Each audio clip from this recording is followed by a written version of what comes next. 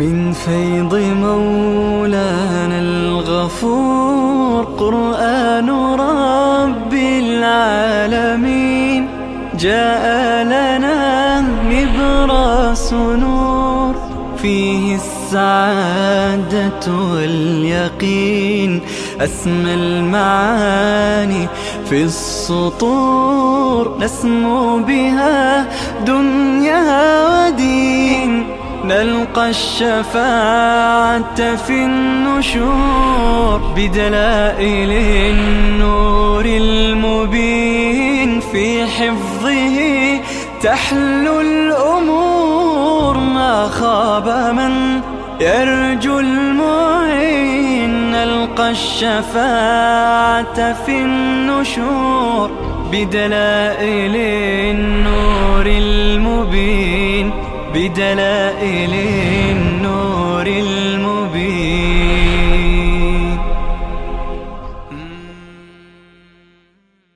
أعوذ بالله من الشيطان الرجيم. بسم الله الرحمن الرحيم. إذ قال الله يا عيسى إني متوفيك ورافعك إلي ومطهرك من الذين كفروا وجاعل الذين اتبعوك فوق الذين كفروا إلى يوم القيامة ثم إلي مرجعكم فأحكم بينكم فيما كنتم فيه تختلفون. صدق الله العظيم. اللهم صل على سيدنا محمد وعلى آله وصحبه أجمعين. بعد از اینکه خواندیم یهود و دشمنان عیسی علیه السلام مکر کردند و نیرنگی به کار بردند که عیسی علیه السلام را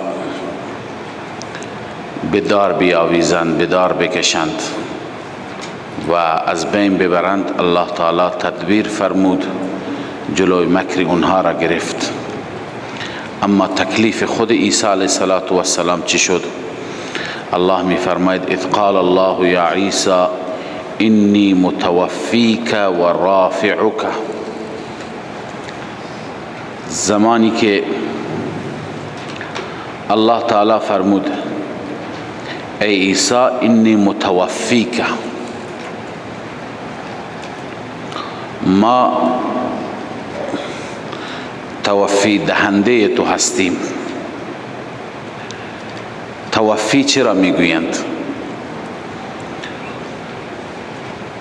همه مفسران گفتند التوفی اخذ الشیء وافیا. التوفی اخذ الشیء وافیا، یک چیزی را کاملا گرفتن، کاملا دریافتن، این را میگن توفی. خدمتتون عرض کردم که بسیاری از مردم معتقدند، بعضی از اهل تفسیر معاصر، که عیسی علیه السلام وفات کردند، فوت کرد، یعنی مثل بقیه انبیا روحش به پیش خدا رفته و عیسی رفع نشده به آسمان ها، به اون معنایی که ما اهل سنت معتقدیم. رفع نشده به آسمان ها، به آسمان ها برده نشده. ما معتقدیم که رفع صورت گرفته و این از قرآن هم ثابته، از همین کلمه متوفیک و رافعک الیه. ما تو را کاملا گرفتیم و رافعک الیه و بلند کرد کننده تو هستیم. من خدا انی متوفیک، من خدا کامل گیرنده تو هستم. و رافعک بلند کننده تو هستم به سوی خودم. رافعک شما بنویسید روح مع الجسد، یعنی روح با جسد، روح با جسد تو را بلند میکنم. خب ببینید اول عبارت آلوسی را هم میخوانم، فهم مفسر خیلی مهم است. المراد اخذک وافیا بروحک و بدنک، مراد این است که ای عیسی تو را کاملا ما میگیریم با روح و بدنت. فیکون و رافعک الی کالمفسر لما قبله، این جمله رافعک الی تفسیر کننده ما قبل است، متوفیک هست. یا عیسی انی متوفیک، کاملا تو را گیرنده هستم. یعنی چی؟ یعنی و رافعک الی. آلوسی میگه این و رافعک الی تفسیر چیه؟ متوفیک هست. ببینید چرا خدای عزوجل دو کلمه بکار برد؟ خداوند اگر میگفت یا عیسی انی رافعک الی، من تو را به سمت و سوی خودم رفع میکنم، آیا این کفایت نمیکرد که متوفیک هم گفت؟ مفسران دلیل این نکته را گفتند،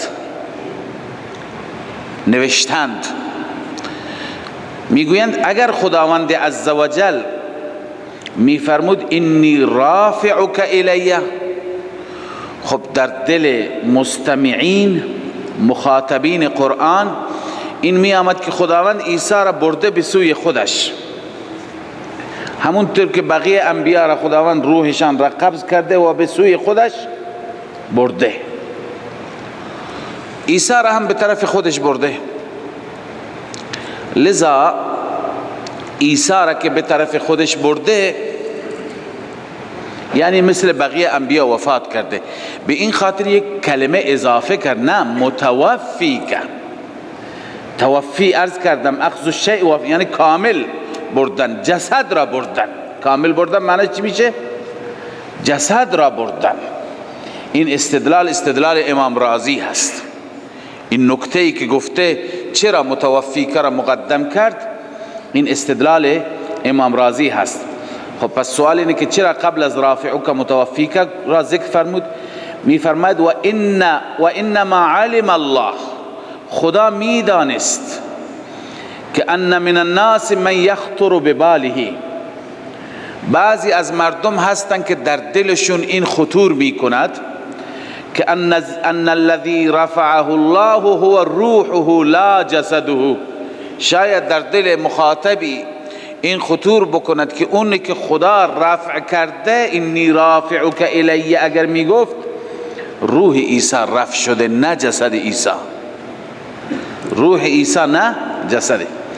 الان ذکر هذا الکلام، خداوند این کلام را ذکر کرد لیدل علی انه علیه الصلاة والسلام، تا که متوفیک دلالت کند بر اینکه عیسی علیه الصلاة والسلام رفع بتمامه الى السماء، رفع بتمامه الى السماء، تماما به آسمان چی شد؟ رفع شد، به روحه و به جسده، هم روحش و هم جسدش. تفسیر کبیر. متوجه شدید؟ پس متوفیک فایدهش اینه. لذا این آیه دلیل روشنی هست و دلیل آشکارایی هست، صریح هست، مبنی بر این که عیسی علیه السلام در آسمان ها هستند و حیات دارند. حیات عیسی علیه السلام حیات دنیوی هست، مثل بقیه انبیا حیاتش برزخی نیست. و این آیه علاوه از این که این آیه دلیل هست و دو تا آیه قبل خواندیم که چی هستند، اون آیه اشاراتی دارند در رابطه با نزول عیسی علیه السلام، احادیثی که در حد تواتر هستند، احادیث زیادی. من هم عبارت علامه ابن جریر را میخوانم و هم حدیث و روایتی از بخاری، امام بخاری رحمه الله، این را برای شما میخوانم، اگر نتونستید بنویسید خلاصش را بنویسید. قال ابو جعفر و اولا هذه الاقوال بالصحه عندنا. ابو جعفر میگوید که نزدیکترین قول به صحه نزد ما قول من قال معنا ذلك، معنای این آیه این است که انی قابضک من الارض، انی متوفیک، معنی چی است؟ انی قابضک من الارض و رافعک الی، و تو را میبرم به سوی خودم. چرا این معنی را کردی؟ لتواتر الاخبار عن رسول الله صلی الله علیه وسلم، چون اخبار متواتری از رسول الله داریم که این اخبار متواتر چی میگه؟ انه قال، رسول الله صلی الله علیه وسلم فرمود ینزل عیسی ابن مریم، عیسی ابن مریم فرود میاد، فیقتل الدجال، دجال را میکشد، ثم یمکث فی الارض، بعدا سنواتی در روی زمین میماند. ابن جریر اون سوالی که دوست ما نوشته بود که عیسی می آید و جز پیروان و لشکریان مهدی میشه، نخیر.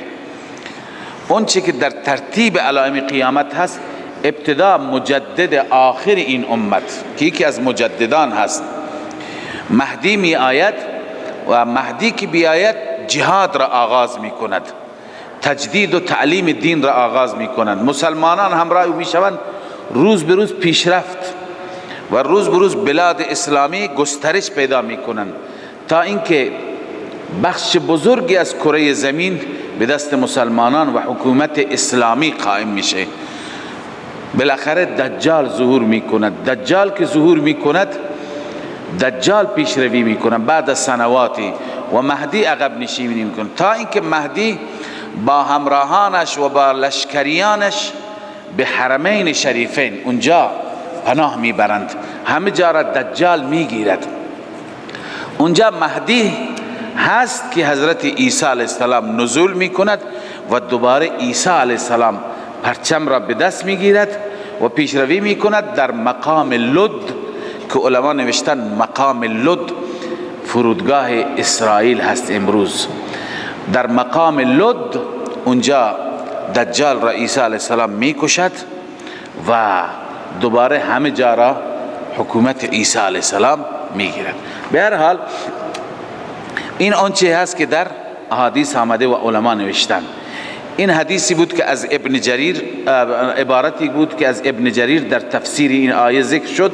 و اما اکنون روایت ابو هریره رضی الله تعالی عنه روایت مرفوعی هست که رسول الله صلی الله علیه وسلم فرمود والذی نفسی بیده، قسم به اون ذاتی که جان من در اختیار اوست، لیوشکن ان ینزل فیکم ابن مریم، نزدیک هست اون زمان که در میان شما ابن مریم یعنی عیسی ابن مریم فرود می آید، حکما عدلا، به عنوان یک حاکم عدل، به عنوان پیغمبر نه، حاکم عدل از این امت، فیکسر الصلیب، می آید صلیب را که آرم مسیحیت هست میشکند، یعنی با مسیحیت و آرم مسیحیت مبارزه می کند، و یقتل الخنزیر، خنزیر را که مسیحیان حلال می دانند او را می کشد، و یضع الجزیه، جزیه را بر می دارد، چون الان دستوری چی هست؟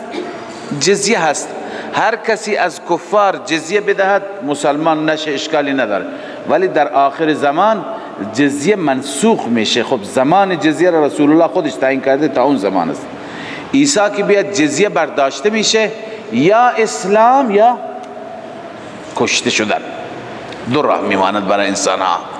پس این حدیثی هست که در رابطه با عیسی علیه السلام. اما ببینید روایت هایی هم از بعضی مفسران هست، متقدمین که بعضی متأخرین گفتن، حتی افراد تحصیل کرده ای هستند، دانشگاهایی هستند که کم و بیش از علوم قرآنی واقفیتی دارند، اونها هم نزول عیسی را انکار می کنند و بعضی از ملاهای ما هم انکار می کنند و روایتی را استنباط می کنند. در تفسیری هم دیدم که اینی متوفیک را تفسیر کرده بود اینی ممیتک، ای عیسی ما تو را موت میدیم. اینی متوفیک یعنی چه؟ اینی ممیتک. در واقع این روایت از ابن عباس منقول است. اینی متوفیک یعنی چه؟ اینی ممیتک در بخاری هم هست. پس خداوند گفته اینی ممیتک، ما تو را موت میدیم، و رافعک الی، به آسمان میبریم. پس مثل بقیه انبیا موت آمده، روحش به طرف الله رفته. اولا که این روایت منقطعی هست، در میان این روایت راویانی هستند که چی شدند؟ حذف شدند. و دوما در مقابل این روایت صحیحی از خود ابن عباس است. قول ابن عباس، ببین این روایت از ابن عباس است، اون روایت هم از ابن عباس هست. اون روایت را من میخوانم، قرطبی اون را نقل کرده. والصحیح ان الله تعالی رفعه الى السماء. قول صحیح این از ابن عباس نقل شده و جمع مفسرین نامهایشون را میخوانم.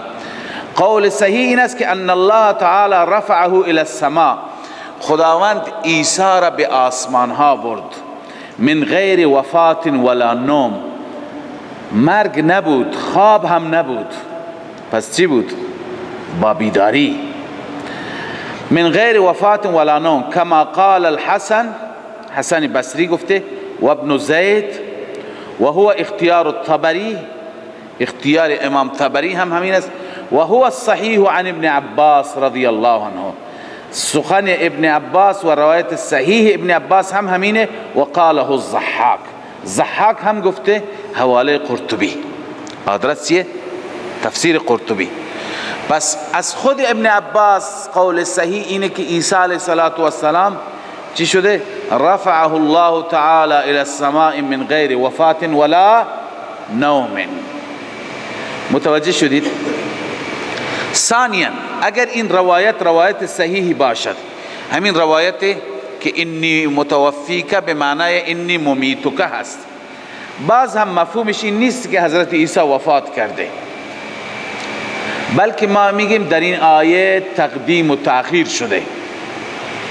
انی رافعک و متوفیک، یعنی ای عیسی ما اول تو را به آسمان ها میبریم، اونجا پیش ما میمانی، دوباره میای روی زمین، دوباره موتت میدیم، مثل بقیه تو هم میمیری. متوجه هستید؟ واو برای ترتیب نیست، شما قبل خواندید در نحو، واو برای چی هست؟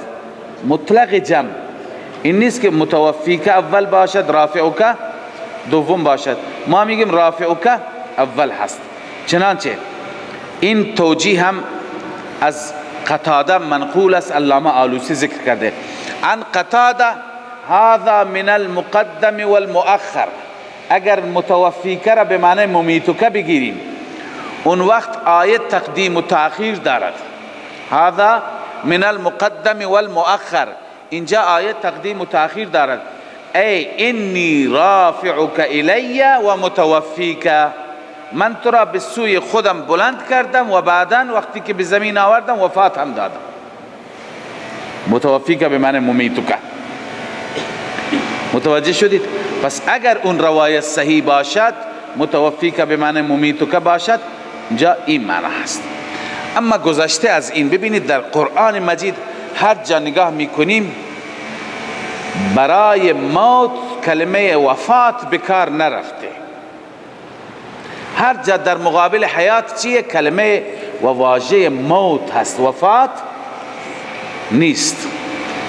مثلا الله تعالی می فرماید کنتم امواتا فاحیاکم ثم یمیتکم ثم یحییکم ثم یتوفاکم، نفرموده. چی فرموده؟ ثم یمیتکم ثم یحییکم. پس در مقابل حیات وفات نیست، موت هست واژه قرآنی. یا در جای دیگه می فرماید الم نجعل الارض کفاتا احیاء و امواتا، احیاء و امواتا، در مقابل حیات موت هست. پس اگر بحث موت عیسی می بود می گفت انی ممیتک، متوفیکه که میگوید متوفیکه به معنای وفات فارسی ما نیست.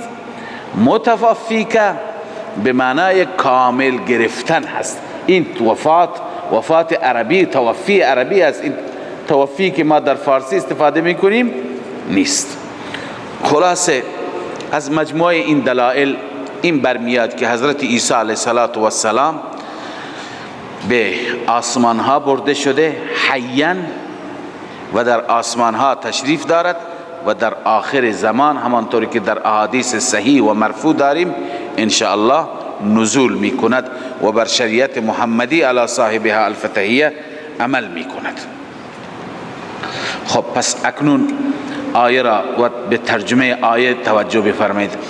الله می فرماید و اذ قال الله یا عیسی، زمانی که الله فرمود ای عیسی انی متوفیک، من کاملا تو را میگیرم. یعنی چه؟ و رافعک الی، یعنی رفع میکنم تو را به سوی خودم. این دو. و مطهرک من الذین کفروا، و پاک میگردانم تو را از کسانی که کفر کردن، یعنی یهود و نصارا. از یهود و نصارا تو را از دست اونها الله تعالی نجات میده، پاک میگرداند از شرک و کفر اونها. و جاعل الذین اتبعوک فوق الذین کفروا الى یوم القیامه، و قرار میدهم کسانی که تو را پیروی میکنند بر بالای کسانی که کفر کردن به تو، یعنی متبعین واقعی تو را، که متبعین واقعی کی هستند؟ مؤمنین هستند و متبعین واقعی حضرت عیسی. اونها را قرار میدهم فوق الذین کفروا، ما فوق کسانی که کفر کردن تا روز قیامت.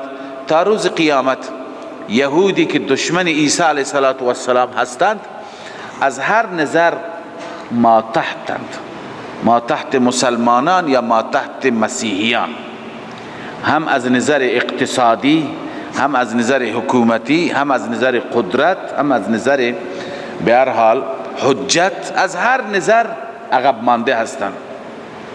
خب ثم الی مرجعکم، سپس به سوی من مرجع شماست، بازگشت شماست. فاحکم بینکم فیما کنتم فیه تختلفون، من رب، من الله فیصله می کنم بین شما فیما کنتم، در آنچه که شما اختلاف می کردید، در مسائلی که اختلافی، مسئله توحید. الله می فرماید من فیصله می کنم. فاما الذین کفروا فاعذبهم عذابا شدیدا، تخویف دنیوی. اما کسانی که کفر کردند به الله، به توحید الله، به رسالت انبیاء، فاعذبهم عذابا شدیدا فی الدنیا والآخرة، من آنها را عذاب میدهم، عذاب شدید در دنیا و آخرت. و ما لهم من ناصرین، شفاعتی، سفارشی، پارتی بازی. الله می فرماید و ما لهم، نیست برای آنها من ناصرین، هیچ نوع کمک کنندگانی، شفاعت کنندگانی، سفارش کنندگانی. اما بشارت برای مؤمنین. و اما الذین آمنوا و عملوا الصالحات، اما کسانی که ایمان آوردند و عمل صالح انجام دادند، فیوفیهم اجورهم، کامل عنایت می فرماید به آنها مزدشان را، پاداششان را. الله مزد و پاداش آنها را کامل میده. والله لا يحب الظالمین،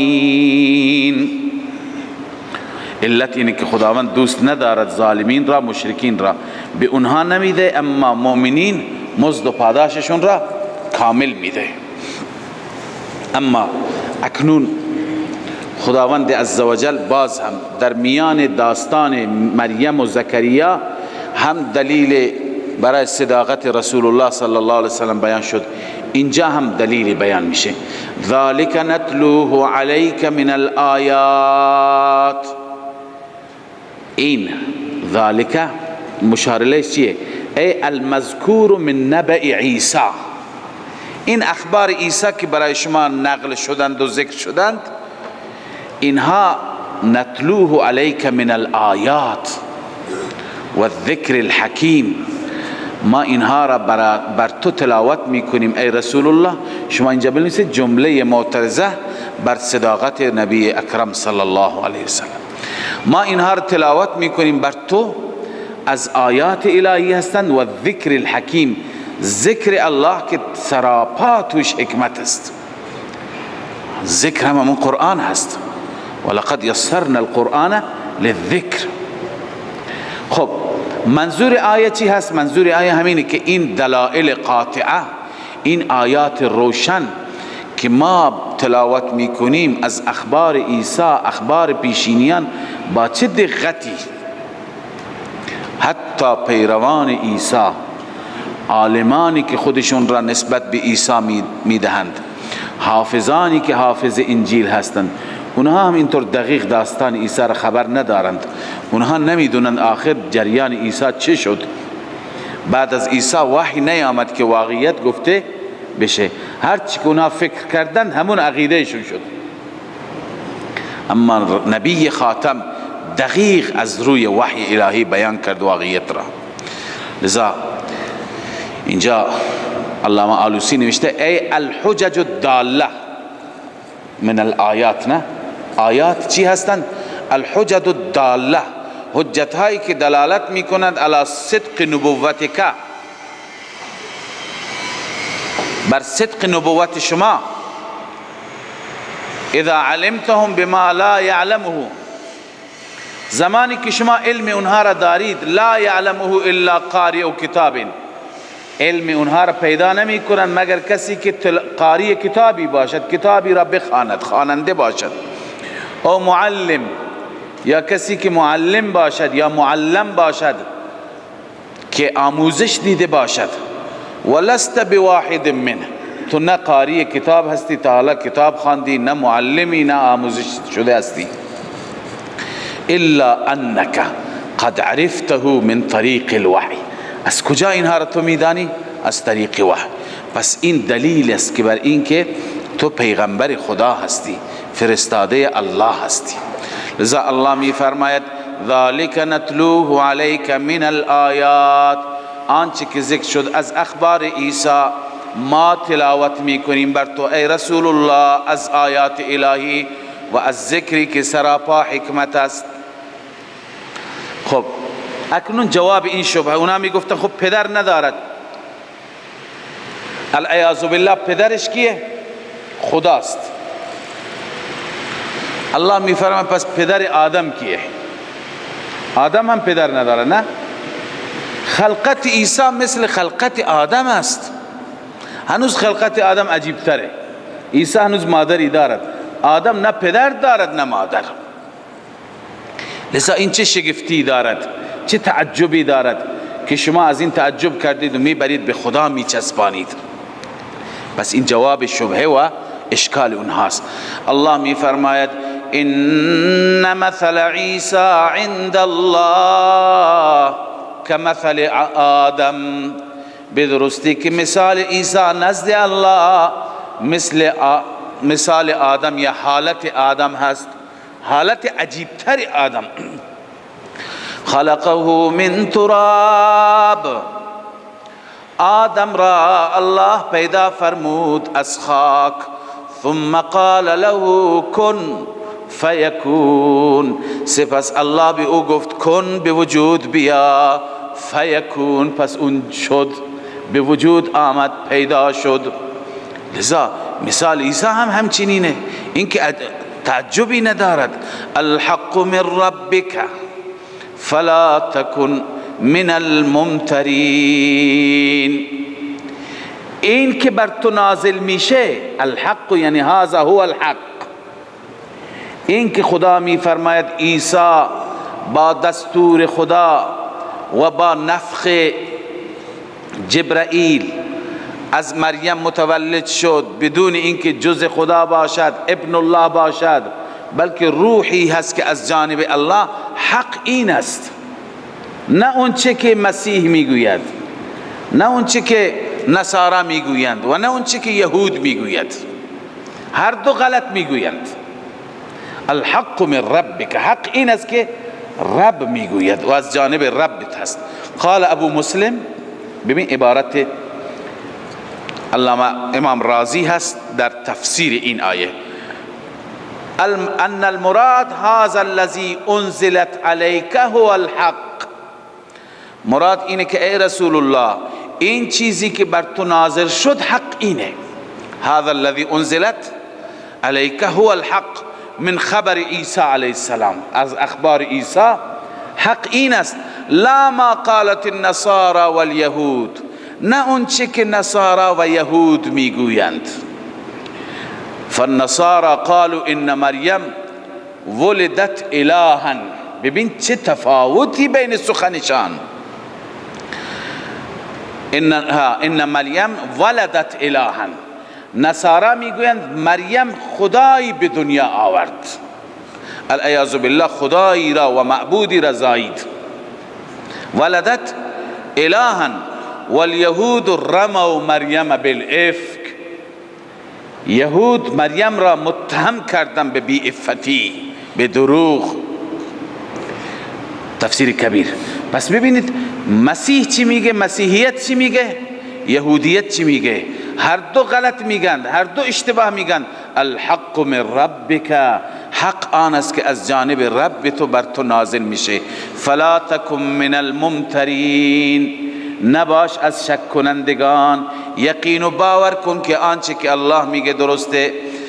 فمن حاجك فيه من بعد ما جاءك من العلم، الله میفرماید بعد از اینکه هنوز با تو بحث بکنند هیچ جای شبهه باقی نماند. اونا میگفتند که چرا این کلمات آمده؟ خب خداوند فرمود این از متشابهات است. خب چرا به عیسی بدون پدر متولد شد؟ خداوند هم جواب داد که این آیه‌ای هست مثل خلق آدم. چرا به مریم بدون موسم میوه میرسید؟ الله تعالی هم جواب داد. خود مریم گفت که زکریا گفت انا لك هذا، قالت هو من عند الله. چرا به زکریا بدون زمان و اوان فرزندی رسید؟ خب هنالک دعا زکریا ربه، زکریا هم از رب خواست. همه شبهات مسیحیان پاسخ داده شد. دیگه جای سوالی برای مسیحیان نجران نیست.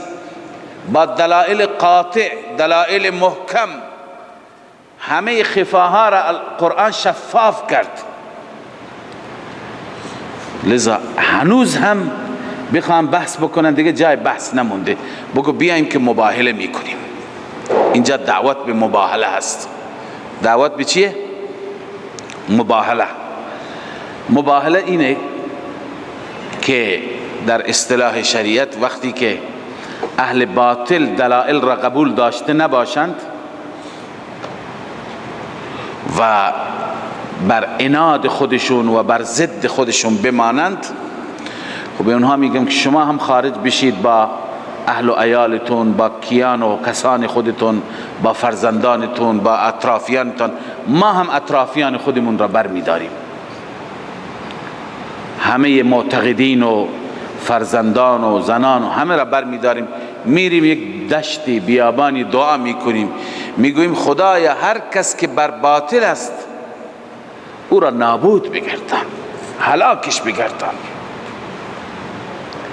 لذا الله تعالی به رسولش گفت که دعوت به مباهله بده. وقتی که رسول الله صلی الله علیه و سلم این حکم خدا را اجرا کرد و دعوت به مباهله داد، بزرگان نجران مثل آقای ابو حارث یا ابو حارثه و عاقب و سید و غیره ترسیدن، میدونستن پیغمبری به حق است. گفتن ما مشوره میکنیم. مشوره کردند، نتیجه یافتند که اگر این پیغمبر پیغمبر به حق باشد، ممکن نیست که از اونجا ما برگردیم زنده برگردیم.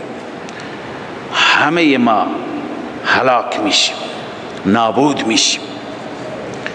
پس بهتر اینه که اگر مسلمان نمیشیم مباهله هم نکنیم، جزیه را قبول کنیم. جزیه میدیم، تسلیم شدند و آخر جزیه پرداخت کردند. پس برای مباهله آماده نشدن. این دعوت به مباهله است. الله می فرماید فمن حاجک، هر کسی با تو بحث بکند فیه، در این موضوع، در موضوع عیسی، بنویسه الوهیت عیسی. هنوزم میگه عیسی خدا، عیسی معبود. من بعد ما جاءک من العلم، بعد از اینکه علم پیش تو آمد، فقل تعالوا ندعو ابناءنا و ابناءکم، بگو بیایید ما میخوانیم فرزندان خودمون را و فرزندان شما را، و نساءنا، و زنان خودمون را، و نساءکم، زنان شما را، و انفسنا، و خودمون هم میاییم، و انفسکم، خودتون هم بیایید، همه میاییم جمع میشیم. ثم نبتهل، سپس مباهله میکنیم، فنجعل لعنت الله علی الکاذبین، پس ما لعنت خدا را قرار میدهیم بر کاذبین در این بحث، بر کاذبین در این بحث، در این مباحثه. هر کس که دروغگو هست لعنت خدا بر او باد. بیایید میریم بیرون. رسول الله صلی الله علیه وسلم آماده شدند، به اصحاب و اهل بیت دستور دادن که آماده بشند، ولی مسیحیان نجران ترسیدند، آماده نشدند، به جزیه راضی شدند. اینجا این بحث ما بین ما و بین مسیحیان بود که دلائل با دلائل قاطعه معلوم شد که عیسی نه خدا هست، نه فرزند خدا هست، نه جز خدا هست، نه اختیارات خدایی دارد، بلکه عبد خدا هست، بنده خدا هست. خدا به او کرامت داد، پیغمبر خدا بود، معجزات را به دستش ظاهر کرد. اما یک بحث فی ما بین خودمون اینجا هم باز بکنم، میان خود مسلمانان. اینجا عزیزان شیعه میگند که از این آیه مباهله چون روایتی است، هم این روایت در کتابهای اهل سنت است، هم در کتابهای شیعه هست، که وقتی که رسول الله صلی الله علیه و سلم دعوت به مباهله داد، حضرت علی را گفت بیا، حسن بیار، حسین بیار، فاطمه را بیار، خودت هم بیا، میریم برای مباهله. خب این درست، این روایت وجود داره، حضرت علی را خواستند. لذا از اینجا ما هم میگیم حضرت علی، حضرت فاطمه، حضرت حسن، حسین را رسول الله خواستند، ولی میخوان از اینجا چی ثابت کنند؟ از اینجا خلافت بلا فصل. چرا؟ چون که فقال تعالی ندعو ابناءنا و ابناءکم، فرزندان من را و فرزندان شما را. خب فرزندان ما حسن حسین، و نساءنا و نساءکم، زنان ما را. خب زنان ما فاطمه هست. فاطمه زنان هست یا زن هست؟ یک زن هست. خب اشکال نداره. و انفسنا و انفسکم، انفس ما، نفس خودمون را ما میاریم. انفس میگه علی هست، پس علی نفس پیغمبره. علی چیه؟ نفس پیغمبره. به این معنی که پیغمبر نباشد بلا فصل جانشین پیغمبر کی هست؟ علی هست. به این صورت استدلال کردن بر این که خلافت بلا فصل علی را ثابت. متوجه شدید؟ اولا خدمت شما میگیم که این استدلال از آیه کی نیست. تو آیه ذکری نه از علی هست، نه از فاطمه هست، نه از حسن هست، نه از حسین هست. این استدلال را شما میارید از یک روایتی. تو آیه کوچکترین اشاره به این مطلبی که شما میگید نیست. دوما مراد از انفس علی گرفتن، این خلاف تصریحات مفسرین سلف ماست.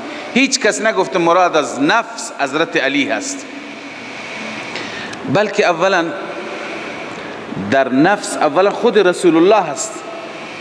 ما میریم بیرون، خود رسول الله تشریف دارد، خود رسول الله میخواد به بیابان بره و انفسنا، پس یه مصداق نفس خود رسول الله هست. دوم مصداق نفس تمام مسلمانان هستند، مثل حضرت علی هم هست، بقیه مسلمانان هم. چون اینجا ببینید مباهله یک خاندان نیست، مباهله برای دین هست، پیروان دین، متبعین دین. پیروان دین فقط 5 نفر نبودند. اگر پیروان این دین که دین خاتم است، دین آخر الزمان هست تا قیامت میاد، پیروان این فقط 5 نفر باشند، العیاذ بالله، پس تکلیف این دین مشخص، فاتحه این دین خونده شده است. فقط همین 5 نفر هستند، دیگه کسی نیست. مباهله خانوادگی نیست، مباهله برای دین هست. ببینید پس مراد از نفس اگر بگیریم، اولا خود رسول الله صلی الله علیه وسلم، لا نسلم ان المراد بالنفس بانفسنا الامیر. آلوسی میگه ما تسلیم نمی کنیم که مراد از انفسنا امیر کرم الله وجهه هست، امیر رضی الله تعالی عنه است، حضرت علی، بل المراد نفسه الشریفه صلی الله علیه و سلم. مراد از انفس کی هست؟ خود رسول مکرم صلی الله علیه و سلم. این شد روح المانی. اکنون عنا نفسه و علی، اگر خود رسول الله باشد و علی باشد خب هم اشکال ندارد. چرا؟ والعرب تسمى ابن عم الرجل نفسه. عرب پسرمو را هم نفس میگه، بقیه خویشاوندان را هم نفس میگه. کما قال الله تعالی ولا تلمزوا انفسکم، بر خودتان عیب وارد نکنید، یعنی به برادرانتان، به خویشاوندانتان، به مسلمانانتان. یرید اخوانکم وقیل هو علی العموم لجماعت اهل الدین. بعضی گفتن انفس بر عموم، بر همه اهل دین چی میشه؟ اطلاق میشه. خب باز اگر بگن که خب رسول الله که اینها را خواست، حضرت علی را، حضرت حسن، حسین، فاطمه را که خواست، تو حدیث اهل سنت، در روایت اهل سنت هم هست، بله اینها را خواست. دلیلش چی بود؟ دلیلش این بود که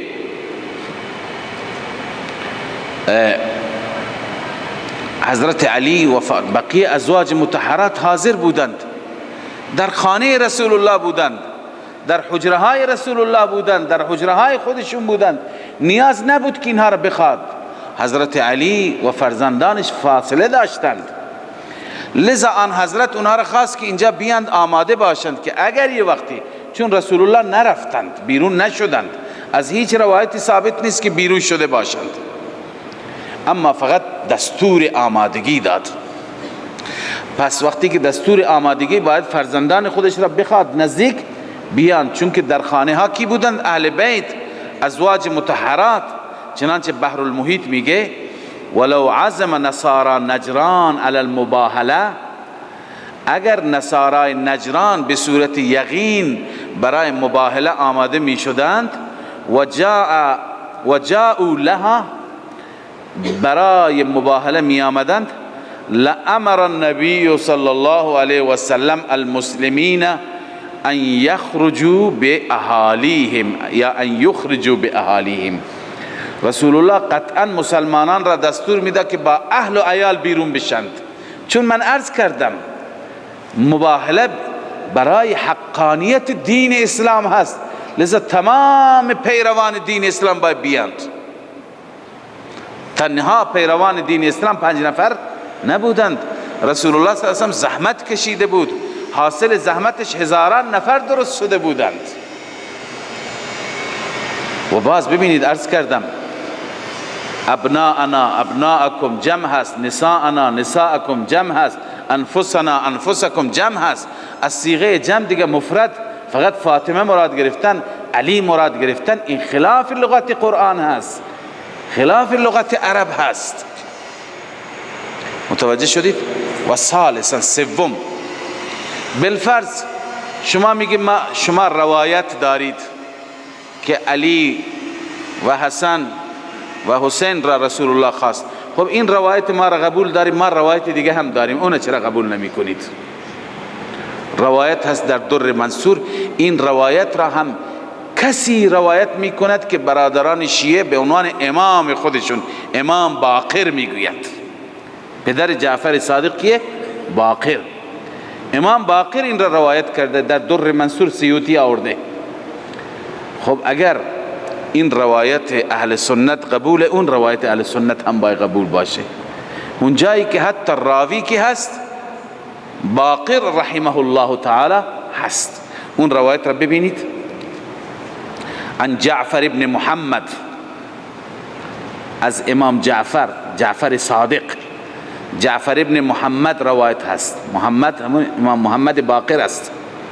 عن ابیه، که از پدرش جعفر محمد ابن محمد باقر روایت میکنه، فی هذه الآیه تعالوا ندعو آباءنا و آباءکم و ابناءنا و ابناءکم.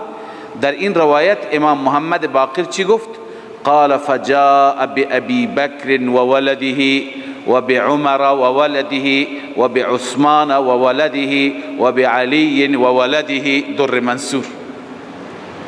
ابو بکر گفت با فرزندانت بیا، عمر گفت با فرزندان، همه آماده بشید. خب این هم روایت اهل سنت است، اون هم روایت اهل سنت است. اگر میپذیری هر دو را بپذیریم. لذا در این آیه مباهله این نیست که فقط حضرت علی را خواسته و از کلمه نفس خلافت بلافاست، اونم خلافت که از نظر برادران ما مسئله امامت از اصول هست. ببین توحید یکی از اصول است. در صفحه قرآن با چه صراحتی، با چه دلائلی، با چه تأکیداتی بیان میشه، اما مسئله امامت با اشاراتی که هیچ که قبول هم داشته نباشد باید صریح بشه. لذا استدلال گرفتن از این آیه توجیه ندارد.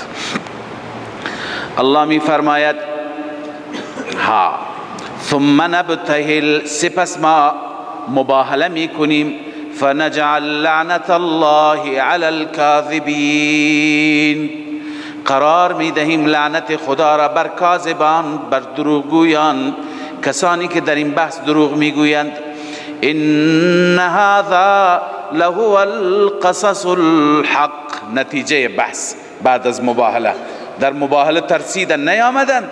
خدا می فرماید ان هذا از قول آلوسی بنویسید، المذکور فی شأن عیسی، آنچه که در شأن عیسی ذکر گردید، لهو القصص الحق، این بیان حق است. قصص یعنی بیان حق در رابطه با عیسی، اونی که قرآن میگه، نه اون تفسیری که شما مسیحیان از خود در آوردید، ابن الله، الله، اله، معبود و فلان. و ما من اله الا الله، نیست هیچ معبودی لایق پرستش مگر الله. بنویسین، نه عیسی، نه عزیر، نه مریم، هیچ الهی برای عبادت بغیر از الله. حاصل تمام این دلائل همین شد، آخر ثابت شد که عیسی عبدالله و رسوله هست، عبدالله و رسوله هست، معبود نیست، خدا نیست. پس این نتیجه دلائل. و ما من اله الا الله، هیچ الهی، هیچ معبودی نیست بغیر از الله. و ان الله له العزیز الحکیم، بدرستی که الله عزوجل غالب و با حکمت است. دیگه دلائل تکمیل شدند، حجت تمام شد. بعد از این هم اگر کسی انکار بکند، فَإِن تَوَلَّوْا، اگر آنان اعراض بکنند، اگر باز هم پشت بدهند، فَإِنَّ اللَّهَ عَلِيمٌ بِالْمُفْسِدِينَ، اینا مفسدند. این بغیر از فساد دیگه چیزی نیست. خدا هم مفسدین را خوب میداند و مفسدین را جزا میدهد. به وقت جزا، دنیا دار جزا نیست، دار جزا آخرت است. به وقت جزا اونها را چی میکند؟ جزا میدهد. خب بعد از تکمیل دلائل و چه دلائل مفصلی، دعوت اهل کتاب به سوی توحید. خداوند تعالی با چه کلمات بلیغ و خیرخواهانه اهل کتاب را به توحید دعوت میدهد. قل یا اهل الکتاب. وقتی که وحدت باشد باید مشترکات در وحدت لحاظ بشه. مشترک چیه؟ توحید است. قل یا اهل الکتاب. بدون توحید وحدت امکان ندارد با اهل کتاب. تا زمانی که اونها نیایند و غیر الله را نفی نکنند وحدت امکان، چون توحید یک چیز اتفاقی است. قل یا اهل الکتاب، اعلان بفرما ای اهل کتاب، تعالوا الی کلمت، بیایید بسوی کلمه که سواء برابر هست، مستویه، کلمه که برابر هست، بیننا و بینکم، بین ما و بین شما برابر هست. اون کلمه چیه؟ بیان سوا. الا نعبد الا الله، ما هیچ هستی را، هیچ معبود باطلی را پرستش نکنیم، الا الله، بغیر از الله، ولا نشرک به شیئا. این متمم لا نعبد الا الله است، تکمیل اون هست. ولا نشرک به شیئا، و شریک نگیریم به خدا هیچ چیزی را، هیچ احدی را، هیچ کسی را. ولا يتخذ بعضنا بعضا اربابا من دون الله، و نگیرد بعضی از ما بعضی دیگر را ارباب، رب، مالک، مختار، کارساز، من دون الله، بغیر از الله. اگر توجیه بکنن اهل شرک بگن ولا نشرک به شیئا، ما چیزی را با خدا شریک نگیریم. چیزی را یعنی بت را، سنگ را. بله نباید بت را، سنگ را شریک خدا. اما انبیا و اولیاء اینا که مختار هستند. ولی ببین ادامه را الله تعالی برای این دفع دخل مقدر فرموده ولا یتخذ بعضنا بعضا، بعضی از ما بعضی را نگیریم، همانطوری که بعضی از ما بعضی را گرفتیم. بعضی از امتیان پیغمبران را ارباب گرفتند، مسیحیان عیسی را، یهودیان عزیر را، مسیحیان مریم را، بعضنا بعضا ارباب من دون الله. همینه، اینا بت را عبادت نکردند، سنگ و درخت عبادت نکردند، بندگان خدا را عبادت کردند. بندگان خدا را رب گرفتند، مختار، مشکل گشا، حاجت روا، غیب دان. الله می فرماید دعوت به توحید و امر مشترک اینه. ولا يتخذ بعضنا بعضا اربابا من دون الله، نگیرد بعضی از ما بعضی دیگر را رب و معبود نگیرد، مالک و مختار نگیرد، حامی نگیرد، من دون الله، بغیر از الله. فإن تولوا جلال نوشته جلال الدین رحمه الله عن التوحید، فإن تولوا عن التوحید فإن تولوا فقولوا اشهدوا بأننا مسلمون. اگر مسیحیان پشت دادند پس شما اعلام بفرما که شما گواه باشید بأننا مسلمون، ما مسلمانیم. مسلمون یعنی چه؟ بازم جلال الدین سیوطی موحدون، جلالین، ما موحدیم، ما یکتا پرستیم، ما مثل شما هر جا پرست و هر کس پرست نیستیم، بلکه ما یک جا پرست، یکتا پرستیم. یا اهل الكتاب لم تحاجون فی ابراهیم. اکنون خداوند پاسخ بقیه اشکالات اهل کتاب را هم بیان می فرماید. اهل کتابی که می گفتند ابراهیم از ماست، ابراهیم بر دین یهود بوده، مسیحیان می گفتند بر دین مسیح بوده. الله تعالی می فرماید که اون وقت که ابراهیم بود اون وقت کجا دین یهودی بود، دین مسیحی بود. ابراهیم یک تاپرست بود، دین حنیف داشت، یک سویی داشت از همه ادیان، از همه خدایان، فقط جهتش و سویش به طرف الله بود، موحد بود. یا اهل الكتاب، ای اهل کتاب، لم تحاجون فی ابراهیم، چرا شما بحث میکنید درباره ابراهیم؟ و ما انزلت التوراة والانجیل الا من بعده، نازل نشد تورات و انجیل مگر بعد از ابراهیم. افلا تعقلون، عقل ندارید، درک ندارید، این مسائل را متوجه نمیشوید. فتدعون المحال یا فتدعون المحال، ادعای محال میکنید، یک چیزی که محال است. لذا ابراهیم، در زمان ابراهیم یهودیتی نبود.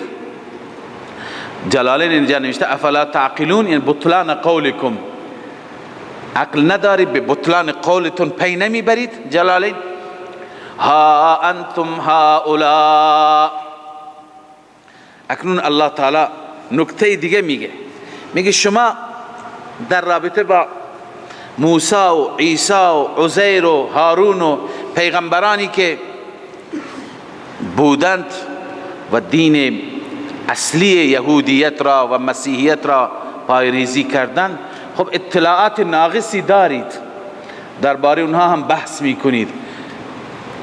این قابل تأمل است، قابل تحمل است. اما چرا نسبت به پیامبرانی که هیچ چیزی بلد نیستید اونجا چرا بحث میکنید؟ ابراهیم را میارید یهودی قرار میدید. ها انتم هؤلاء، خبردار شما این اهل کتاب موجودین، حاججتم فیما لکم به علم، بحث کردید، مجادله کردید در اون مسئله که شما نسبت به او علم داشتید، خب شکست خوردید، دلیلی برایتون نبود. اما فلم تحاجون، چرا بحث میکنید فیما لیس لکم به علم، در آنچه که هیچ علمی ندارید، هیچ اطلاعاتی ندارید، در اون مسائل چرا بحث میکنید؟ والله یعلم و انتم لا تعلمون. فیما لیس لکم به علم بنویسیم من محاجتکم فی ابراهیم، من محاجتکم در رابطه با بحث درباره ابراهیم. والله یعلم و انتم لا تعلمون، خدا میداند شما نمیدانید. اما اکنون براءت ابراهیم از فرق ثلاثه، نه یهودی بود، نه مسیحی بود، نه مشرک بود، مثل قریشی ها که میگفتن ابراهیمی اصلی ما هستیم. نه خیر، ابراهیم بر این دین خرافات شما نبود. ما کان ابراهیم یهودیا، نبود ابراهیم یهودی، ولا نصرانیا و نه نصرانی، ولكن کان حنیفا مسلما، اما یک سو بود، مسلم بود، موحدا. جلال نوشته مسلما یعنی چه؟ ما قبلا خواندیم مسلم، اسلام به معنی اخلاص، اخلاص یعنی فقط یک خدا را عبادت کردن، پس مسلم یعنی موحد. ولكن کان حنیفا مسلما، اما اون یک سو بود از ادیان دیگر، مسلما یعنی موحد بود. و ما کان من المشرکین، از مشرکین هم نبود، نه اعتقادا و نه عملا می‌نویسید، نه اعتقادا و نه عملا. پس نه یهودی ها با ابراهیم مناسبتی دارند که ادعا بکنند، نه مسیحیان و نه مشرکان. پس چه کسی با ابراهیم مناسبت داره؟ الله اعلام می فرماد ان اول الناس به ابراهیم، نزدیکترین مردم به ابراهیم، قریبترین مردم به ابراهیم که قرب ابراهیم را دارن از نظر فکری، از نظر اعتقادی، دینی، مذهبی، للذین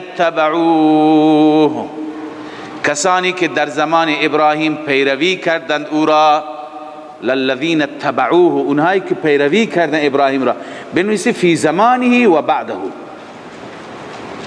در زمان ابراهیم و بعد از زمان ابراهیم. و هذا النبی دیگه چه کسی؟ این پیغمبر یعنی محمد صلی الله علیه و سلم، والذین آمنوا، و همچنین نزدیکترین افراد به ابراهیم مؤمنین هستند، یعنی صحابه رسول الله. لا انتم، جلالین گفته لا انتم، شما مدعیان دروغین نیستید، اینها نزدیکان ابراهیم هستند. والله ولی المؤمنین، این مؤمنینی که خداوند هم حامیشون هست، مؤمنینی که والله ولی به معنی چی؟ حامی و کارساز. خداوند ولی مؤمنان هست، حامیشان هست. بله، لذا ابراهیمی اصلی رسول الله هست، امت رسول الله صلی الله علیه و سلم و مسلمانان. ود طائفة من اهل الكتاب، خداوند می فرماید اینجا زجر هست بر اهل کتاب. اهل کتاب با این همه دلائل انسان نشدند، اصلاح نشدند، بلکه هنوز تمنایشون اینه که شما را هم گمراه بکنند. زجر خدا بر اونها بیان میکند. ودت طائفة من اهل الكتاب، دوست دارد، تمنا دارد گروهی از اهل کتاب. لو یضلونکم، ببین این دلیل محاجهشون هم است. چرا اینقدر بحث میکنند؟ لو یضلونکم، هدف از بحث کردنشان فساد هست، هدف از بحث کردنشان اصلاح نیست. لو یضلونکم یعنی اضلالکم، گمراهی شما را میخواند، اما شما گمراه نمیشید، شما حامی و پشتیبان مثل حق دارید، آیات را نازل میکند، واقعیت را به شما میگه، خودشون گمراه میشن. و ما یضلون الا انفسهم، گمراه نمیکنند مگر خودشان را. چطور گمراه میکنند؟ به اصرارهم علی الیهودیت و النصرانیه فی زمان محمد صلی الله علیه وسلم. گمراهی اینه که انسان بر یهودیت اصرار کنه، بماند قبل از این اگر یهودیت بود معنا داشت، نصرانیت معنا داشت، الان اصرار کردن در زمان رسول الله، دینی که منسوخ شده، دینی که باطل شده، پس اینا خودشون را گمراه کردن. و ما یشعرون، خودشون شعور ندارند، درک ندارند، متوجه نیستند. لذا الله تعالی دومین زجر را خطاب به اهل کتاب بیان می‌فرماید. یا اهل الکتاب، مرض کتاب هم اهل کتاب هم اینجا هست. یا اهل الکتاب، ای اهل کتاب، لم تکفرون بآیات الله. مرض اول کفر، چرا کفر میکنید به آیات الهی یعنی تورات و انجیل؟ و انتم تشهدون، شما هم گواه هستید، شما هم میدونید، خودتون میدانید که داری کفر میکنی، داری انکار میکنی. چه کفری کردند؟ علامه آلوسی نوشته که در کتابشون نوشته بود ان الدین عند الله الاسلام، دین پسندیده، مرضی، مقبول نزد الله اسلام هست. اینها اسلام را نپذیرفتند، کفر کردن به اسلام، پس این کفر به کتاب خودشون هست. نه، لم تکفرون بما فی کتبکم، چرا اون مضمونی که در کتبتان هست به اون کفر میکنید؟ من ان الدین عند الله الاسلام و انتم تشاهدون ذلك، شما هم شاهد هستید که داری کفر میکنید. روح المعانی. لذا الله می فرماید یا اهل الكتاب، ای اهل کتاب، لما تکفرون بآیات الله، چرا کفر میکنی به آیات الهی که در تورات و انجیل هست؟ و انتم تشهدون، شما هم گواه هستی که کفر میکنید. مرض دوم تحریف، مرض اول کفر، مرض دوم تحریف. یا اهل الكتاب لم تلبسون الحق بالباطل، ای اهل کتاب چرا خلط میکنید، قاطی میکنید حق را به باطل، و تکتمون الحق، و حق را کتمان میکنید، حق را میپوشید، و انتم تعلمون، در حالی که شما میدانید حق چیه. شما هم میدونید حق را، باز هم حق را چی میکنید؟ کتمان. چطور؟ ذکر محمد صلی الله علیه وسلم که بود در تورات، در انجیل، میگفتن این محمد، این فارقلیت که در انجیل به کلمه فارقلیت آمد، این آقا نیست، این شخصیت نیست. اون علائم کاملا با ایشون همخوانی و تطبیق ندارن. این سری چیزهایی از خود میگفتند و قاطی میکردند و شرایط من درآوردی و تحویل مریدان و مقتدیان خودشون میدادند. میگفتند که فرق میکنه، لذا خلط میکردند حق را با باطل. قبلا ما خواندیم که دو چیز بود، یکی تلبیس، یکی کتمان. تلبیس نسبت به چه کسانی؟ کسانی که اطلاعات مختصری از تورات و انجیل داشتند، اونایی که میدونستند تو تورات ذکر رسول الله آمده، ذکر محمد آمده، خب برای اونها خلط میکردن، میگفتند که چنین است و چنان است و نه علامت یکی کمه و یکی اضافه و فلان، خلاصه دفع میکردن. این تلبیس، توجیه کردن، تحریف تورات. و نوع دوم تحریف کتمان بود. اون جاهلها و بیسوادها که هیچ چیزی از تورات و انجیل نمیدونستن، اونها وقتی که میپرسیدن که ذکری آمده از این پیغمبر، میگفتن نه هیچ خبری نیست، اونجا کتمان میکردند. پس دو مرض، تلبیس برای کسانی که کم و بیش اطلاعات داشتند و کتمان برای کسانی که هیچ اطلاعاتی نداشتند. و قالت طائفه، این زجر سوم، باز هم زجر خداوند بیان میفرماید که اینها بغیر از اینکه حق را کتمان میکردند، به جای اینکه بیان ایمان بیاورند، تسلیم بشند، اینها سعی میکردند که جماعت مسلمانان را متفرق بگردانند، در دل مسلمانان شک و تردید ایجاد بکنند. همون طوری که امروز خیلی ها هستند در رابطه با اصل اسلام شک و تردید ایجاد میکنند. بعضی شبکه ها هستند فقط نشستن در رابطه با اسلام، احکام اسلام اعتراض میکنند. چرا در اسلام مساوات نیست؟ چرا حق زن به حق زن ظلم شده؟ چرا نابرابری هست؟ چرا قطع ید هست؟ چرا قصاص هست؟ چرا رجم و سنگسار هست؟ لذا تردید و شک ایجاد میکنند. اینها همون برنامه های قدیمی یهود هستند، هیچ تغییری نیامده.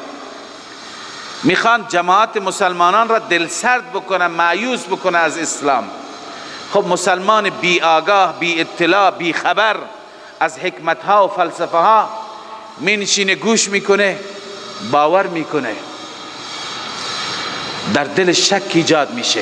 چرا حضرت عیسی نجنگید؟ رسول الله همیشه در جنگ بود. خب ما خواندیم حضرت عیسی هم جهاد کرد، حواریون یاریش کردند. خب واقعیت ها را نمیگند. یا بعضی در رابطه با توحید تشکیک میکنند، شک ایجاد میکنند و مردم را در رابطه با توحید سرگردان میکنند. یه معجزه ای را ذکر میکنند از معجزات رسول الله، یا کرامتی از اولیاء، یا از معجزات پیامبران سابق. ببینید اینها این قدرت را داشتند، این اختیارات را داشتند، این تصرفات را داشتند، اولیاء خدا میتونه هر کار بکنن فلان اینها تشکیک میگند. در دل مسلمانان شک ایجاد کردن، تردید ایجاد کردن تا نسبت به عقاید دینی و اسلامی خودشان بی اعتماد باشند. لذا اونها اون زمان همین کار را کردن. اون زمان شبکه‌ای نبود، اینترنتی نبود، ماهواره‌ای نبود، ابزاری دیگه نبود. اونها نیرنگ دیگه به کار بردن. یک دسته‌ای را آماده کردن، یک جمعی را، یک گروهی را گفتن شما برید اونجا، جلسه پیغمبر با همراهان و اصحاب و یارانش هست، شما برید و اظهار بکنید، اظهار اخلاص بکنید ما پی بردیم به پیغمبری شما، ما آمدیم ایمان بیاوریم. شما ایمان بیاورید، اول صبح ایمان بیاورید و همونجا بشینید در مجلس ایشون تا غروب، تا شب استفاده بکنید. وقتی که اونها مطمئن شدن، اعتماد کردن، گفتن اهل کتاب ایمان آوردن، شب که شد، بعد از ظهر که شد، بگید که نه، اون چیزی که ما خواندیم این دین نیست. بعد از ظهر کفر کنید، نه ما این دین را نمیخوایم. تا اون بی سوادهایی که از مسلمانان که اونجا هستند اونا فکر کنن عجب، اینا که اهل کتابند، اینا تحصیل کرده، اینا باسواد، اینها وقتی که آمدند و برگشتن خب تعصبی ندارن، بیچاره عناد ندارند، آمدن قبول کردن، پی بردن که این دین دینی نیست، لذا برگشت. خب به این صورت تشکیک ایجاد میشه در دل مسلمانان. خب مسلمانان نسبت به دین خودشون چی میشن؟ بی رغبت میشن، لذا این جماعت متفرق میشه، به هم میپاشد. خیال کردن با همین سادگی هست، خیال کرده با یک جلسه ای، به هر حال یک عقیده راسخ، عقیده قوی که با تعلیم رسول الله و با تعلیم قرآن بوده، با یک جلسه به هم می پاشد. یا امروز فکر می کنند که بر علیه قرآن و اسلام و دین و توحید با یک جلسه مسلمانان نسبت به اسلام بدگمان میشن، نسبت به عقیده‌ای که برای این عقیده هزاران خون ریخته شده، با یک جلسه و با یک شبکه‌ای به هر حال این عقاید متزلزل میشه. اینها نیرنگ‌های قدیمی هستند که نتیجه نداشتند و الان هم نتیجه انشاءالله نخواهند داشت، به شرط اینکه اهل حق بر مسیر حق درست کار بکنند. لذا الله می فرماید وقال طائفة من اهل الكتاب، گفت یک گروهی از اهل کتاب، زجر سوم، یک گروهی از اهل کتاب به هم کیشان خودشون گفتند، به رفقای خودشون گفتند، به هم پارتی های خودشون گفتند آمنو بالذی انزل علی الذین، ایمان بیاورید، بنویسی پایینش ظاهرا، شما برید ظاهرا ایمان بیاورید، بالذی انزل علی الذین، به اون قرآنی که نازل شده بر مؤمنین، علی الذین آمنو، به اون قرآنی که بر مسلمانان نازل شده شما ایمان بیاورید. وجه النهار، وجه النهار یعنی اول النهار، اول صبح، اول صبح شما ایمان بیاورید. وکفروا آخره،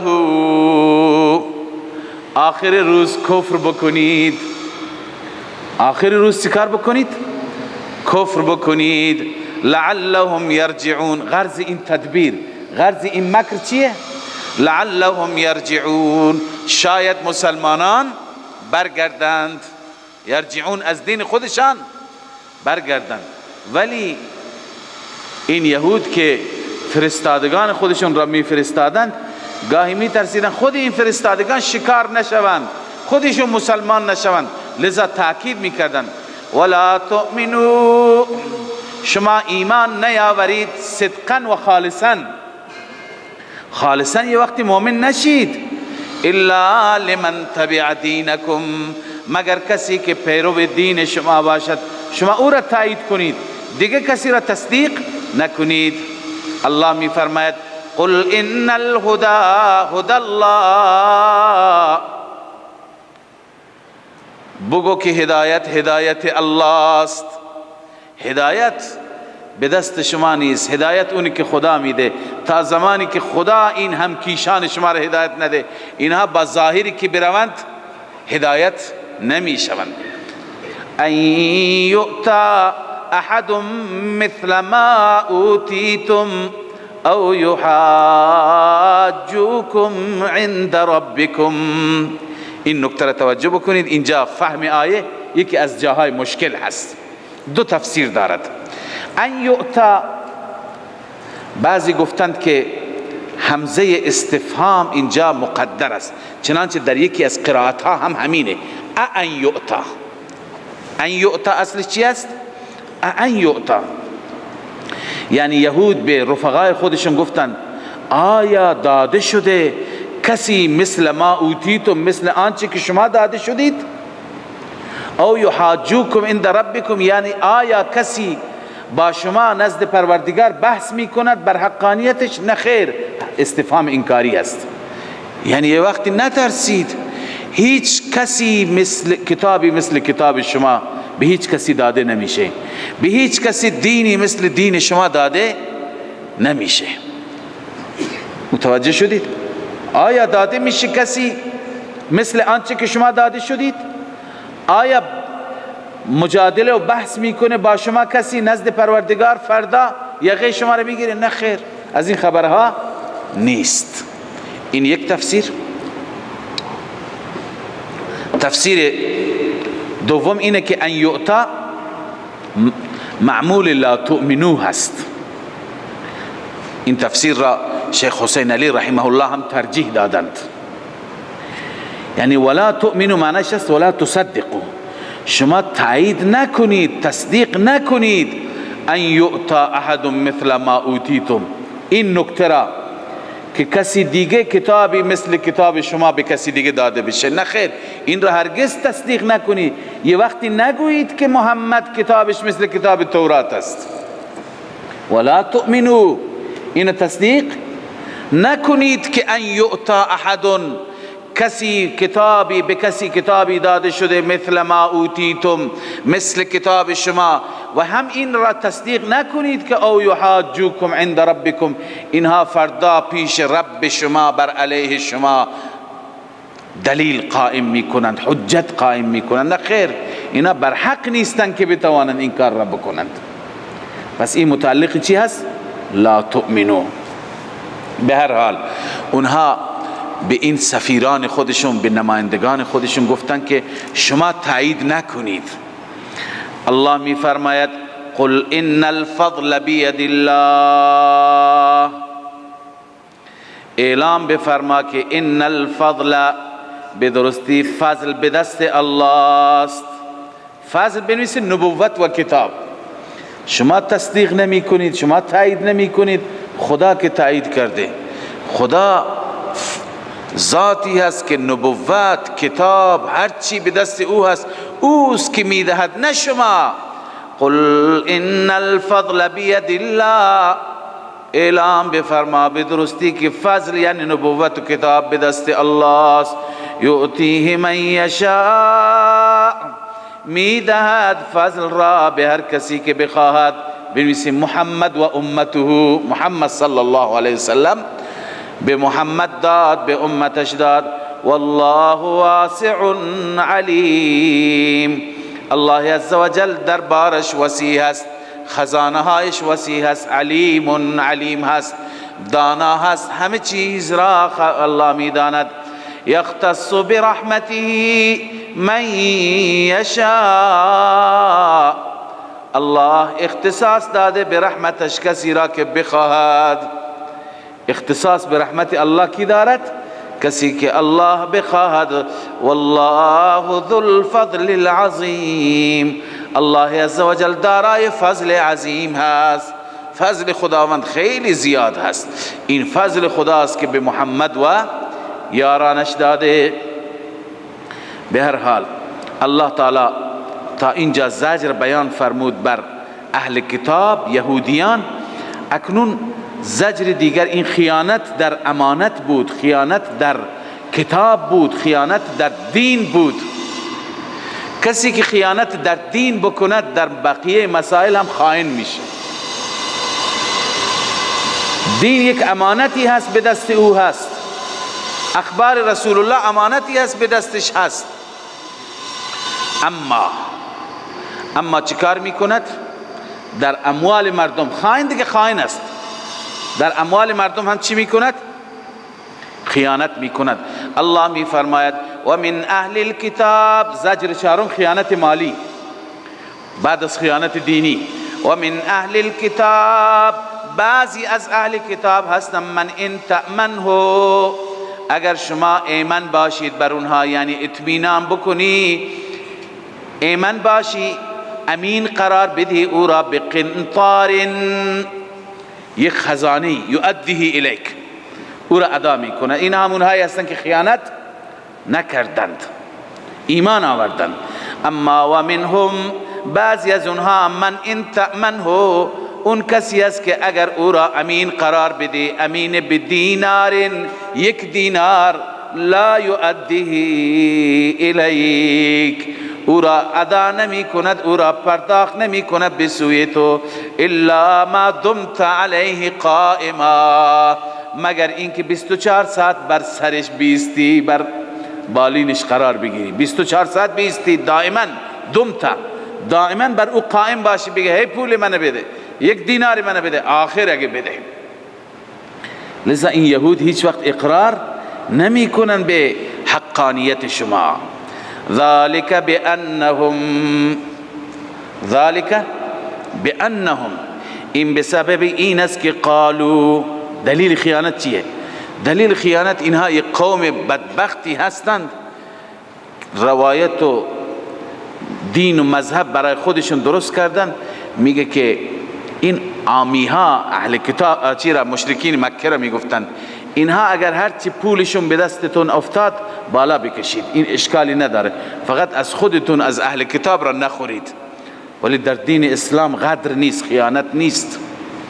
اسلام میگه مال دشمنت اگر بود به طریق خیانت نخور، ها اگر در جنگ بودی غنیمت به دستت افتاد مبارکه، اما از طریق خیانت اصلا غدر در اسلام نیست. اما اینها ذالک بانهم این بسبب این است که آنان قالو می گفتند لیس علینا فی الامیین سبیل، نیست بر ما در امیین.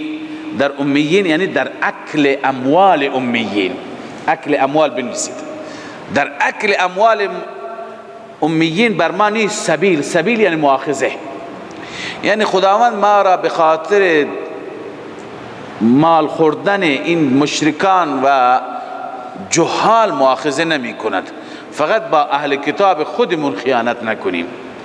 الله می فرماید و یقولون علی الله الکذب، اینها بر خدا دروغ میگویند، و هم یعلمون در دل هم میدانند، یعلمون در دل بنویس، آنها در دل هم میدانند که ما داریم دروغ میگوییم. بلا من اوفا بعهده واتقا، بله البته هر کسی که وفا بکند به عهد خودش، عهد و پیمانی که با خدا دارد، واتقا بترسد از نقض عهد، واتقا من نقض العهد، بترسد از عهد شکنی، پایبند عهد بین خود و بین خدای خودش باشد. فإن الله يحب المتقین، به درستی که خداوند این متقین را دوست دارد. این متقی است، این پیمان بسته. این کسی که پیمان شکن است، عهد شکن است، پول اون بیچاره جاهل را نمیده، این ایمان هم نمیاره. اون بی اون پیمان خودش که در تورات دارد هم عمل نمیکنه. اما اون کسی که بقنطار یؤدیه الیک، تأمنه بقنطار یؤدیه الیک، شما یک خزانه پول بهش میدید، بازم به شما برمیگرده. اینجا که به پیمان خودش عمل میکنه، به پیمانی که با خدا بسته هم عمل میکنه. این کی هست؟ عبدالله ابن سلام هست، ابن سوریا هست، ابن یامین هست. اونها به پیمانهای خودش عمل میکنن چون از خدا میترسند، از نقض عهد میترسند. پس فإن الله یحبهم، خدا اونها را دوست دارد، ولی یحبهم نفرمود، یحب المتقین، وضع المظهر موضع المضمر. خدا این متقین را دوست دارد چون اینا متقین هستند، ارزش دارن که صفت متقین به اونها داده بشه. صدق الله مولانا العظیم.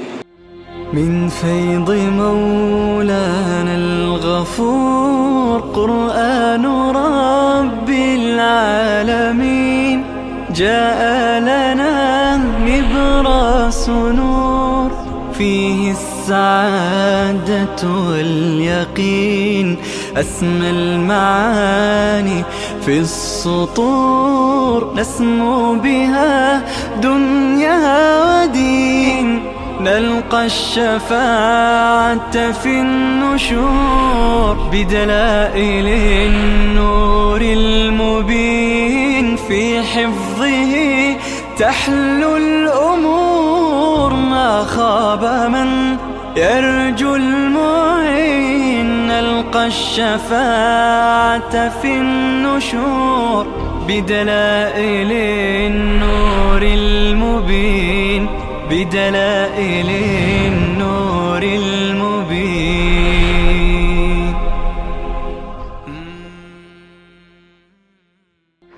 من فيض مولانا الغفور قرآن رب العالمين، جاء لنا نبراس نور فيه السعادة واليقين.